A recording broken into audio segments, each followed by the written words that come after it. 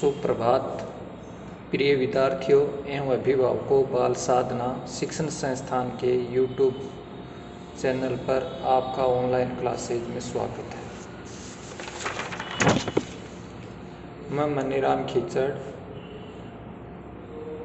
16 की प्रश्नावली पृष्ठीय क्षेत्रफल और आयतन, घन, घनाभ, बेलन, शंकु, गोला के विविध प्रश्नमाला के प्रश्न कराने जा रहा हूँ। विविध प्रश्नमाला का पहला क्वेश्चन है, एक घन का संपूर्ण पृष्ठीय क्षेत्रफल 486 वर्ग सेमी है। घन की भुजा ज्ञात करो।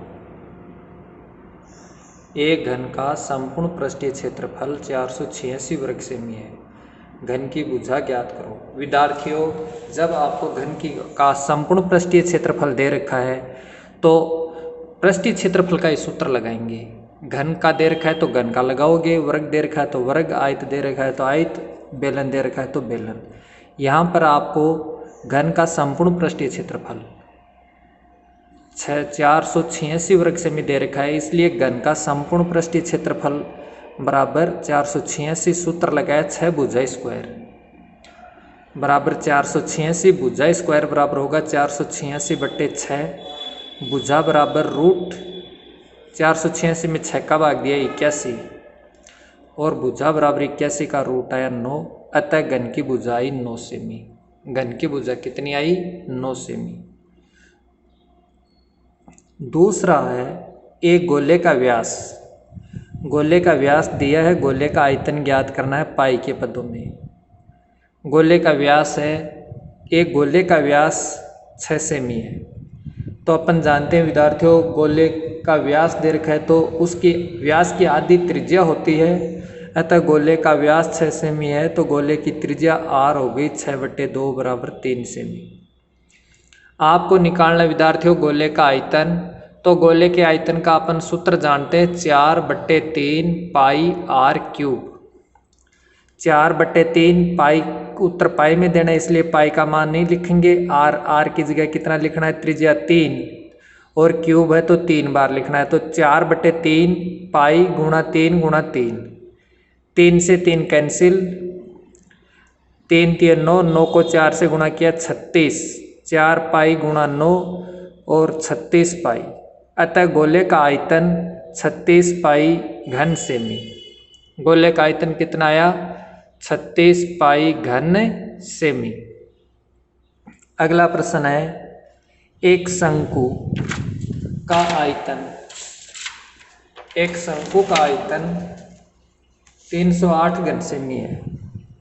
शंकु का आयतन 308 घन सेमी है और ऊंचाई 6 सेमी है।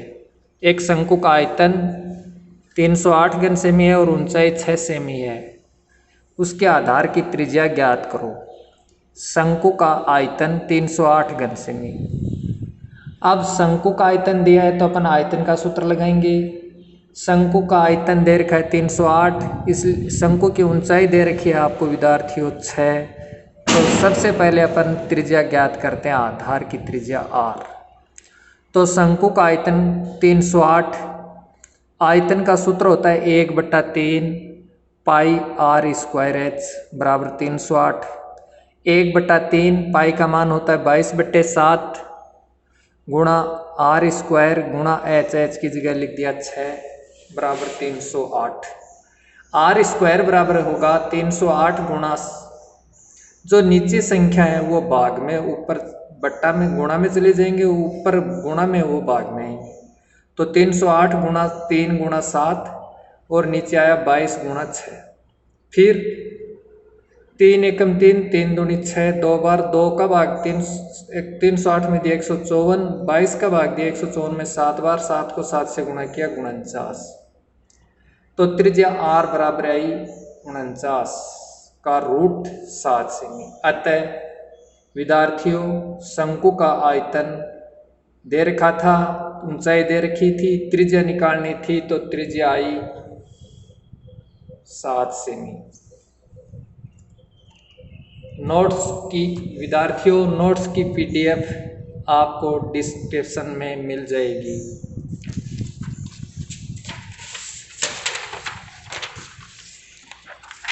अब आगे है प्रश्न नंबर 7।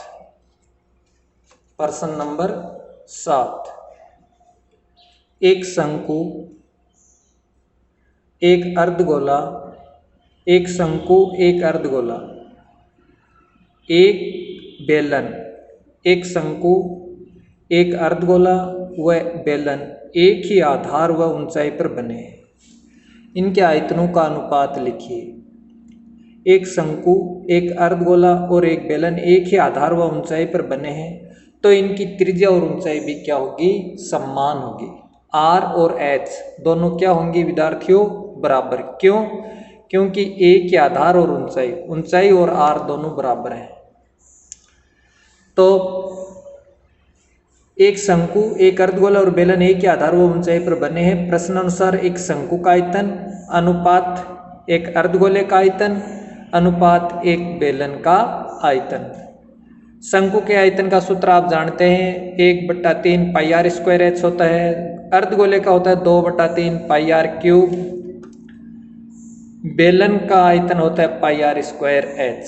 अब अपन क्या करते हैं, सब जगह देखो पाई से तो पाई कैंसिल हो गया, आर और एच की जगह 1 रखते हैं तो ये भी सब जगह 1 आ गया, तो ये हो गया 1/3 2/3 1।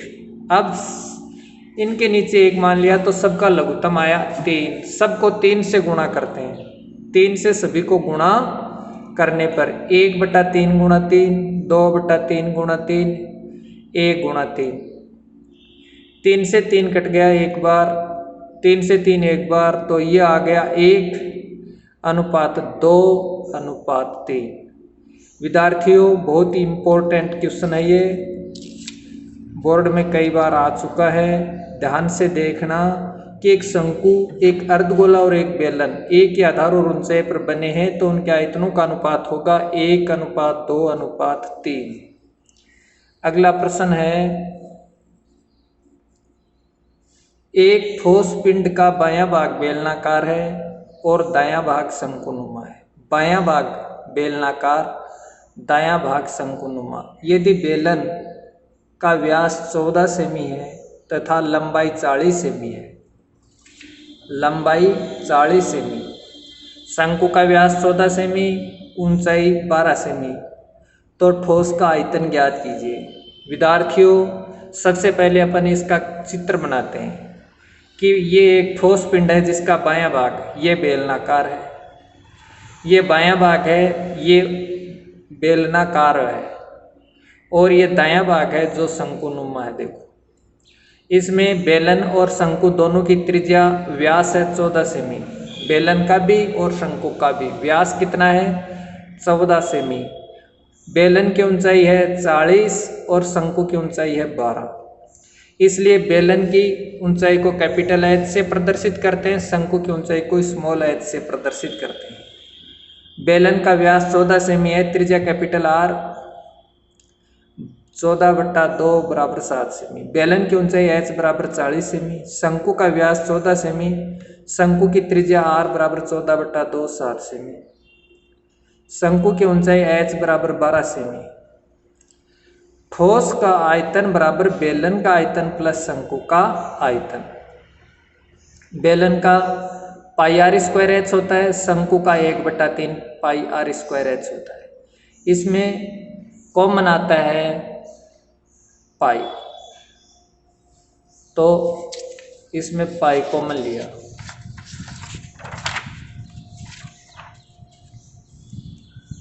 पाई कॉमन लिया तो ये आया R square H plus 1/3 R square H. Pi का मान लिख दिया 22/7। पाई का मान कितना लिख दिया? 22/7। और आर त्रिज्या, बेलन की त्रिज्या 7, तो 7 × 7। एच ऊंचाई बेलन की है 40, तो 40 प्लस 1/3 आर, शंकु की ऊंचाई है त्रिज्या है 7, तो 1/3 × 7 × 7 और ऊंचाई है 12। अब 22/7, 7 को 7 से गुणा किया 49 × 40 प्लस 3 से ये 12 कट गए 4 बार, 7 7 49 × 4, 22/7 कोष्टक, इनको गुणा किया 9 चौक 36, 16 19, 1960 प्लस 196। 22/7 इनका जोड़ किया 2156। 7 का भाग दिया 308। 7 का भाग देने पर कितना आया? 308। अतः 22 को 308 से गुणा करते हैं तो यह आया 6776 घन सेमी। अगला प्रश्न विद्यार्थियों बहुत इंपॉर्टेंट है बोर्ड की दृष्टि से भी। प्रश्न नंबर 11, क्रमशः 6 सेमी, 8 सेमी, 10 सेमी त्रिज्या धातुओं के 3 गोलों को पिघलाकर एक बड़ा गोला बनाया जाता है। इस गोले की त्रिज्या ज्ञात कीजिए। विद्यार्थियों, कल मैंने आपको बताया था कि किसी भी चीज को पिघलाया जाता है तो उसका आयतन निकालते हैं। यहाँ पर 3 गोले हैं जिनकी त्रिज्याएं अलग अलग दी हुई हैं। इनको पिघलाया जाता है और एक नया गोला बनाया जाता है तो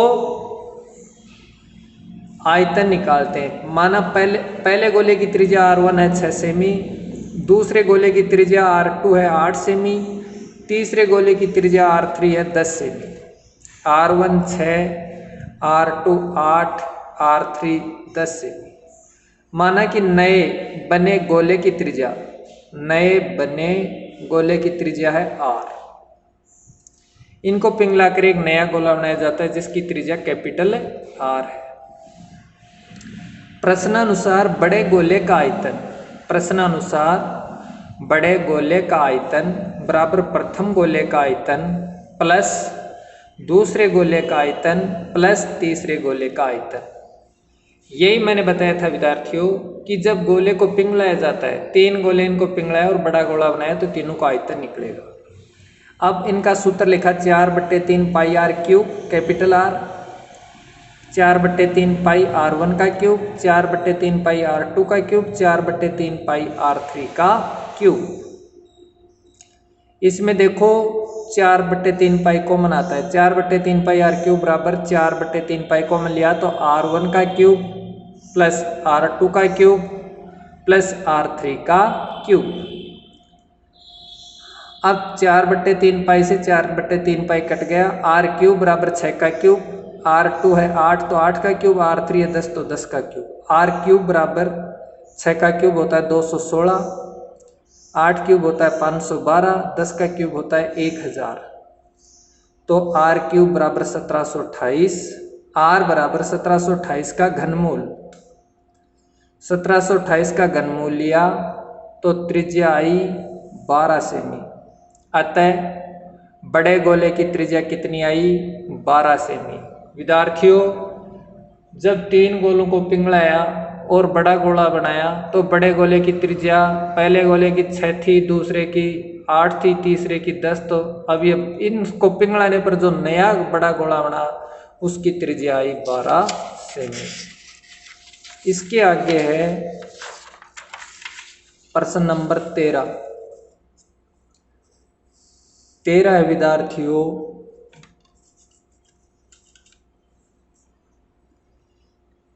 प्रश्न नंबर 13, यदि 11 सेमी, 3.5 सेमी और 2.5 सेमी मोम के घनाभ को से 2.8 सेमी व्यास की एक मोमबत्ती बनाई जाती है।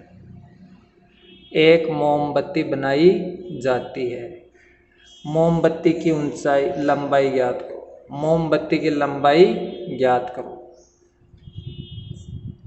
हल, घनाभ की लंबाई L 11 सेमी, चौड़ाई B 3.5 सेमी, ऊंचाई H 2.5 सेमी। लंबाई 11, चौड़ाई B 3.5, ऊंचाई H 2.5 सेमी। मोमबत्ती का व्यास है 2.8, त्रिज्या होगी 2.8/2 1.4। मोमबत्ती की लंबाई H। विद्यार्थियों, मोमबत्ती एक बेलन के आकार की होती है। प्रश्नानुसार घनाभ का आयतन बराबर मोमबत्ती या बेलन का आयतन। घनाभ के आयतन का सूत्र होता है लंबाई गुणा चौड़ाई गुणा ऊंचाई बराबर मोमबत्ती का होगा पाई आर स्क्वायर एच बेलन का। लंबाई है 11, चौड़ाई है 3.5, ऊंचाई है 2.5, तो 11 गुणा 3.5 गुणा 2.5 बराबर पाई का मान है 22/7, आर का मान मोमबत्ती का व्यास दे रखा है 2.8, तो त्रिज्या हो गई 1.4 गुणा 1.4 गुणा एच। अब एच बराबर क्या होगा 11 गुणा 3.5 गुणा 2.5 बट्टे 22 गुणा 1.4 गुणा 1.4। अब इनको काटा 11 एकम 11, 11 दूनी 22, ये एक दशमलव अंक पर है, ये भी दशमलव एक अंक पर इसलिए हट गया। 7 दूनी 14, 7 से काट दिया 7 पंजो 35, 5/2। ये भी एक अंक पर है, ये भी एक अंक पर हट गया। 7 एकम 7, 7 दूनी 14। अब 25 को 5 से गुणा किया 125, 2 दूनी 4, 4 को 2 से गुणा किया 8। 125 में 8 का भाग दिया, 125 में कितने का भाग दिया 8 का, तो 125 में 8 का भाग देने पर आया 15.625। विद्यार्थियों घनाभ को पिघला के क्या बनाया जाता है मोमबत्ती, इसलिए घनाभ का भी आयतन निकलेगा और मोमबत्ती का भी आयतन निकलेगा। अब अगला प्रश्न है 14, धातु के गोले का व्यास 6 सेमी है। धातु के गोले का व्यास कितना है 6 सेमी। धातु के एक गोले का व्यास 6 सेमी है। गोले को पिघलाकर एक समानुवर्ती अनुप्रस्थ काट, गोले को पिघलाकर एक समानुवर्ती अनुप्रस्थ काट परिच्छेद वाला तार बनाया गया। तार की लंबाई 36 मीटर हो, तार की लंबाई कितनी हो 36 मीटर, तो उसकी त्रिज्या ज्ञात करो। विद्यार्थियों आपको दे रखा है गोले का व्यास, तो अपन जानते हैं व्यास की आधी होती है त्रिज्या, तो गोले का व्यास 6 है तो गोले की त्रिज्या होगी 3 सेमी। तार की लंबाई, तार विद्यार्थियों बेलन के आकार का होता है। तार किस आकार का होता है बेलन के आकार का, तो तार की लंबाई दे रखी है 36 मीटर। विद्यार्थियों गोले का व्यास है वो सेंटीमीटर में है, ये लंबाई मीटर में है, इसलिए मीटर वाली को 100 से गुणा करते हैं। 36 मीटर को सेंटीमीटर में बदला तो ये हो गया 3100 600। तार की लंबाई 36 मीटर है, 36 गुणा 100 बराबर, क्यों, क्योंकि 1 मीटर में 100 सेंटीमीटर होते हैं। 1 मीटर के अंदर कितने होते हैं 100 सेंटीमीटर, तो 36 मीटर में 3600। तार की त्रिज्या ज्ञात करनी है। प्रश्न अनुसार गोले को पिघलाया और तार बनाया, तो गोले का आयतन बराबर तार का आयतन, तार होता है बेलन, तो गोले का आयतन का सूत्र 4/3 पाई आर क्यूब, और तार का आयतन होता है पाई आर स्क्वायर एच। अब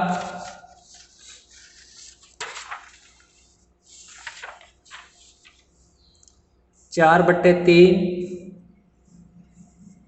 गुणा 22/7 गुणा गोले की त्रिज्या 3 गुणा 3 गुणा 3 बराबर 22/7 गुणा आर स्क्वायर गुणा 3600, तो आर स्क्वायर बराबर क्या होगा 4/3 गुणा 22/7 गुणा 3 गुणा 3 गुणा 3 22/7 गुणा 3600।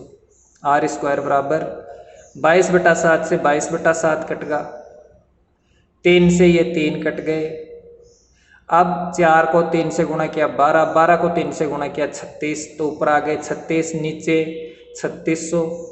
36 से काटा तो आर स्क्वायर बराबर 36 से कम 36, 36 100। अब ये होगा 36 एक बार और ये 100 बार, 1/100। आर बराबर 1/100 का रूट, तो 1 का तो 1 होता है, 100 का हो गया 10, तो 1 में 10 का भाग गया तो 0.1 सेमी। अतः तार की त्रिज्या कितनी आई, तार की त्रिज्या आई 0.1 सेमी। तार की त्रिज्या कितनी आई 0.1 सेमी। विद्यार्थियों तार हो चाहे मोमबत्ती हो, जिसकी भी आकृति हो, उसको पिघलाया जाता है तो उसका अपन आयतन ज्ञात करते हैं। इसी के साथ आज का ये विविध प्रश्नमाला का टॉपिक था ये पूरा समाप्त हुआ। अब आपके लिए मैं कुछ महत्वपूर्ण गृह कार्य के क्वेश्चन लिख रहा हूँ, जो आप करना, कोई प्रकार की दिक्कत हो तो पूछना। गृह कार्य है पहला, पृष्ठीय क्षेत्रफल एवं आयतन। पहला क्वेश्चन है, प्रश्न नंबर 1, एक संदूक की माप 50 सेमी गुणा 36 सेमी गुणा 25 सेमी, 50, 36 और 25 सेमी है। इस संदूक का कवर बनाने के लिए कितने वर्ग सेमी कपड़े की आवश्यकता होगी? विद्यार्थियों, वर्ग सेमी किसकी इकाई होती है? क्षेत्रफल की। और संदूक किस क्या आकार का है? लंबाई, चौड़ाई, ऊंचाई है, घनाभ क्या आकार का? तो आपको क्या निकालना है? घनाभ का पृष्ठीय क्षेत्रफल। प्रश्न नंबर 2, बगैर ढक्कन का एक बक्सा 3 से मोटी लकड़ी का बना हुआ है।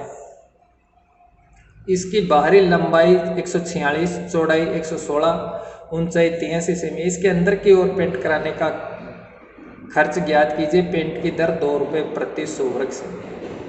अंदर रंग कराना है विद्यार्थियों, इसलिए प्रत्येक दीवार में से 3-3 सेमी घटाते हैं। 3, 3, 6। आमने सामने की दीवार एक साइड की 3 तो दूसरी साइड की 3, 6 होगी। तो प्रत्येक लंबाई 146 है तो ये हो जाएगी 40, चौड़ाई 116 है तो ये हो जाएगी 110, ऊंचाई बिना ढक्कन का है, ऊपर से खुला है इसलिए नीचे से घटेगा 3 तो ये होगी 80। और पृष्ठीय क्षेत्रफल का सूत्र लगाना है। फिर छत या ढक्कन बिना ढक्कन का है तो उसका क्षेत्रफल घटाना है इसमें से। फिर जो बचेगा उसको 100 वर्ग सेमी का खर्चा है 2 रुपये तो एक का होगा इतना, इसलिए इतने का होगा इतना। इस प्रकार से करना है। अब अगला क्वेश्चन है 3, एक लंबवर्तीय बेलन की ऊंचाई 7 सेमी और आधार की त्रिज्या 3 सेमी है। इसका वक्र पृष्ठीय क्षेत्रफल, संपूर्ण पृष्ठीय क्षेत्रफल और आयतन ज्ञात करना है। तो आप जानते हैं विद्यार्थियों, बेलन की त्रिज्या दे रखी है और ऊंचाई दे रखी है। तो वक्र पृष्ठ का सूत्र होता है 2πr/h, संपूर्ण का होता है 2πr कोष्टक h प्लस r, आयतन का होता है πr²h। मान रखेंगे और करेंगे। एक बेलन का आयतन 23 पाई घन सेमी है। बेलन का आयतन कितना है? 23 पाई घन सेमी। आधार का क्षेत्रफल 6 पाई वर्ग सेमी है। बेलन की ऊंचाई ज्ञात करो। तो ऊंचाई ज्ञात करने का सूत्र क्या होगा? आयतन में क्षेत्रफल का भाग देते हैं। आयतन में क्षेत्रफल का भाग देते हैं तो ऊंचाई आती है। प्रश्न 5, एक शंकु के आधार की त्रिज्या 14 सेमी है। तिरछी लंबाई L, तिरछी ऊंचाई L 50 सेमी है। शंकु का पृष्ठीय क्षेत्रफल और संपूर्ण पृष्ठीय क्षेत्रफल, शंकु का वक्र पृष्ठीय क्षेत्रफल और संपूर्ण पृष्ठीय क्षेत्रफल ज्ञात करना है। तो वक्र पृष्ठ का सूत्र होता है πr/l, संपूर्ण का होता है πr कोष्टक l प्लस r। इस सूत्र की सहायता से अपन हल करते हैं। प्रश्न नंबर 6, 9 मीटर ऊंचे शंकु के आकार के टेंट की आधार की परिधि 44 मीटर है। परिधि दे रखी है तो परिधि आप जानते हैं विद्यार्थियों, परिधि का सूत्र होता है 2πr। इसके अंदर वायु का आयतन ज्ञात कीजिए। आयतन ज्ञात करना है तो शंकु का आयतन का सूत्र होता है 1/3 πr²h। r परिधि के सूत्र से निकाल लेते हैं। ऊंचाई h दे रखी है और इस सूत्र की सहायता से हल करते हैं तो वायु का आयतन आता है। एक गोले का आयतन 38,808 एक गोले का आयतन 38,808 घन सेमी है। तो गोले का पृष्ठीय क्षेत्रफल ज्ञात करो। विद्यार्थियों, आयतन दिया है तो आयतन का सूत्र लगाओ, त्रिज्या ज्ञात करो। त्रिज्या ज्ञात करने के बाद पृष्ठीय क्षेत्रफल का सूत्र लगाओ 4πr²। उसमें मान रखो और सवाल होगा। इसके बाद प्रश्न नंबर 8, एक गांव जिसकी जनसंख्या 4000 है, जिसको प्रतिदिन प्रति व्यक्ति 150 लीटर पानी की आवश्यकता है। इस गांव में 20 मीटर गुणा 15 मीटर गुणा 6 मीटर माप की एक टंकी बनी हुई है। इस टंकी का पानी कितने दिन के लिए पर्याप्त होगा? तो विद्यार्थियों, सबसे पहले अपन टंकी का आयतन निकालते हैं। टंकी घनाभ के आकार की है और टंकी के सब नाप मीटर में है। मीटर को सबसे पहले अपन सेंटीमीटर में बदलते हैं। 20 मीटर को 20 गुणा 100, 15 मीटर को 15 गुणा 100, 6 मीटर को 6 गुणा 100 मीटर सेमी। फिर आयतन निकालते हैं और फिर ये आयतन आता है घन सेमी में, फिर इसमें 1000 का भाग देते हैं, लीटर बनता है। लीटर बनने के बाद में उसमें एक व्यक्ति को कितने लीटर पानी चाहिए, 150 लीटर, इसका भाग देते हैं। और गांव की जनसंख्या कितनी है, 4000, इसका भाग देते हैं, तो दिनों की संख्या आएगी। इसी के साथ आज का ये टॉपिक यहीं पर समाप्त होता है। कल फिर मैं आपको इसी समय 9 बजे अपनी फिर दूसरी क्लास, दूसरी प्रश्नावली शुरू करेंगे, उसकी होगी। मैं उम्मीद करता हूँ कि आप सभी को ये वीडियो पसंद आया होगा। अगर किसी भी विद्यार्थी के कोई समस्या है तो वह कमेंट बॉक्स में कमेंट करे और ध्यान से पढ़े और ज़्यादा से ज़्यादा अपने मित्र परिचितों को शेयर करें और उनको भी बताए कि इस प्रकार से ये शुरू किया जा रहा है। अब इसके आगे अपन कल पढ़ेंगे। मैं उम्मीद करता हूँ कि आप सभी विद्यार्थी ध्यानपूर्वक मेरी बातों को सुनते होंगे और इन पर मनन करते होंगे और ज़रूर ये वीडियो देखते होंगे और अपने जान पहचान परिचितों को भी बताते होंगे। अतः मैं इसी आशा के साथ आपको घर पर रहने और सुरक्षित रहने की संदेश देता हूँ। धन्यवाद। जय हिंद, जय भारत।